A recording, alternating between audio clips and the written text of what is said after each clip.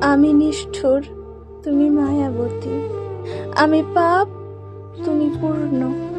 আমি ধ্বংস, তুমি সৃষ্টি। এত অমিলে কেন হলো মিলন? কেন কালো অন্তরে ছড়িয়ে দিলে ফুলের সুবাস?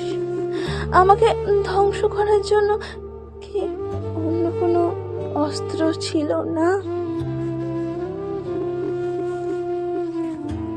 আমার পাপের রাজত্বে তোমার আগমন ছিল ভূমিকম্পের মতো।